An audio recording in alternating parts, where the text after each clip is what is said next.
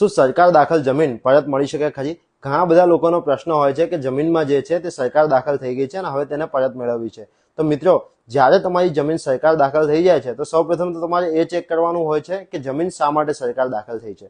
હવે સરકાર દાખલ થવાના પણ ઘણા બધા કારણો હોય છે, જેમ કે જમીનમાં મહેસૂલ ના ભર્યું હોય તેવા સંજોગોમાં પણ થઈ શકે છે, અથવા તો જમીનમાં કોઈ પણ શરતોનો ભંગ કર્યો હોય તેવા સંજોગોમાં પણ સરકાર જે છે તે આવી જમીનોને સ્વહસ્તક લઈને તેની અંદર સરકાર દાખલ કરી દેતી હોય છે. હવે જ્યારે સરકાર દાખલ થાય ત્યારે સૌપ્રથમ તમારે તેના લેન્ડ રેકોર્ડ ચેક કરવાના છે અને જોવાનું છે કે કયા અધિકારીએ આવો હુકમ કર્યો છે સરકાર દાખલ કરવા અંગેનો.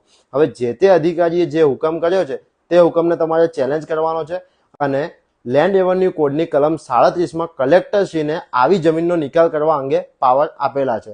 તો જ્યારે પણ સરકાર દાખલ જમીન થઈ જાય ત્યારે જો તેનો મૂળ ખેડૂત જો આવી જમીન પરત મેળવવા અંગે અરજી કરે તો તેવા સંજોગોમાં પોઝિટિવ રિઝલ્ટ મળતા હોય છે.